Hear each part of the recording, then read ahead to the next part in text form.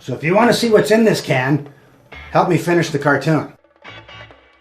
Once we open this can, we have to eat whatever's in it. In 2012, John Kricfalusi, better known as John K., creator of the iconic Nickelodeon cartoon The Ren and Stimpy Show, launched a Kickstarter campaign for a new animated short titled Cans Without Labels. The short stars George Liquor, a character John had been using since the 90s. He appeared in a few Ren and Stimpy episodes, most notably Dog Show and Man's Best Friend, the episode that ended up getting John and his studio Spumco fired from their own show. As he was leaving, John requested Nickelodeon to give him the rights to George, which they ended up doing. George Liquor is an important character to John K., being based on his father, Michael Kricfalusi. John and his father always had a troubled relationship, which John was very open about. His father was very hostile and abusive, and never supported John's dreams of being an animator. George Liquor was sort of a reflection of that hostility and abusiveness, mixing it with sort of the stereotypical 50s sitcom dad tropes. John had tried many times to get a project starring George Liquor off the ground, but never really found much success in doing so. At one point in the 90s, he got a show starring George picked up by Fox, which he promoted on the Howard Stern episode where they just shamed Billy West for managing to keep a job. John, don't you think he should say he's sorry a little bit? He's not allowed to apologize. Do you think he has something to apologize for? Seriously. But the show never went anywhere. John would eventually make history with the first ever internet flash cartoon, the goddamn George Liquor program. This was made for Microsoft's MSN, way before Newgrounds blew up and almost a decade before YouTube. And, well, it's fine. Nothing really interesting about it, outside of it being the first ever flash cartoon. Around the same time, John made a comic book, creatively titled Spunko Comic Book, which lasted like 3 issues. Can you believe John tried suing Trey Parker and Matt Stone over this? It was also merchandising the shit out of George and his nephew Jimmy the Idiot Boy. We got plushies, pencil toppers, animation cell painting kits for panels of the comic book. But George kind of faded into obscurity after all this, only occasionally making appearances in commercials and TV bumpers for the UFC, Adult Swim, and Rakatu, which was like a cell phone service provider that people only know because John worked with them. But back to Cans Without Labels. This is going to be John K.'s big return to animation. No more will he have those bum-ass SJW Nickelodeon executives telling him he can't do violence and big tits in kids shows. Since the networks were all run by dykes, they wouldn't let you. Now he has Kickstarter, where his fans can fund his cartoons completely independently. Hell yeah, baby. Indie animation is the way to go. All hell breaks loose is gonna make fucking millions. But what was Cans Without Labels? It was based on a story from when John was a little kid, and Papa Kricfalusi fed him garbage that he found in unlabeled cans at a grocery store. In the Kickstarter pitch video for the cartoon, John recalls eating a goat bladder and diced up pieces of a kitten. So he'd open the thing up, and it would be something like, you couldn't even believe it. Like a goat bladder. One day we had a goat bladder. Another time it was like diced kitten cubes. And it's like, we have to put this stuff down. We're like, oh, we don't eat little kittens, Daddy. Eat the goddamn kitten. Do you know how many starving African babies would kill for some nice kitten cubes like these? So, that's what this cartoon is about. Wholesome fun. So yeah, this sounds like a great, simple cartoon. George Liquor feeds his nephew some disgusting shit in a can, hilarity ensues. And the people really wanted this, because 3,562 fans donated $136,723 in 2012 to see this 11-minute cartoon, and they eventually would in 2019. Yeah, it took 7 years for an animated short that John said in 2012 was partly done to get finished. This cartoon that I want to make is partly done.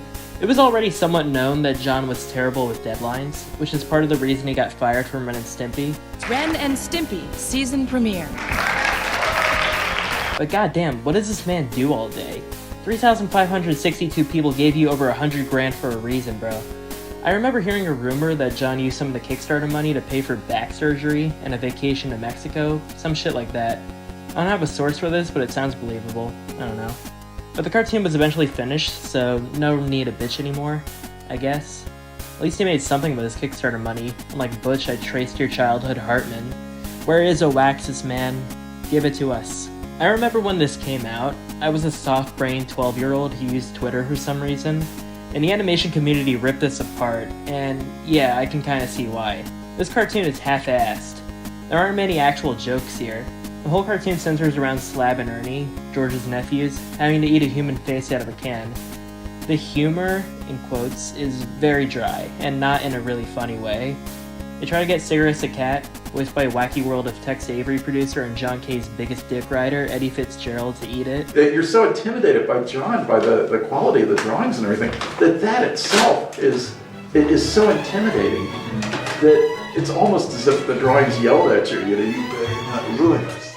This scene has small attempts at jokes, I guess.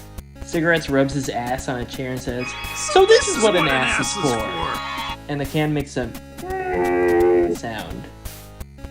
This is as much humor as you're gonna get from this fucking short.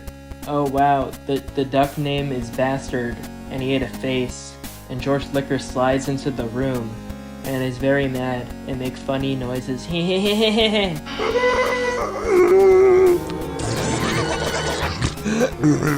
The animation is a big talking point here. John hired a bunch of younger animators to help out on this. Some have gone on to do much bigger and better things, like Gabe Del Val, for example, who worked on stuff like the new Looney Tunes cartoons and the Patrick Star Show. And Sandra Rivas, who worked on... Oh. I'm sorry. But yeah, all these animators are obviously super talented, and the animation itself in this looks pretty damn good. There's lots of really good drawings and facial expressions that I really appreciate. The problem is, this took 7 years to be made, and there are very, very noticeable mistakes that John, as the director and an animator, had tons of time to fix. The camera movements are some of the worst I've seen in anything ever. George Liquor randomly gets a sunburn for a few seconds, I guess, and then his skin goes back to normal in the same shot. The colors in this are really weird. The backgrounds look like shit, and everything is super desaturated. Why is the video quality so bad? If you look at screenshots from the cartoon on John K's store, the image quality looks so crisp, and the colors in CGI don't look as bad.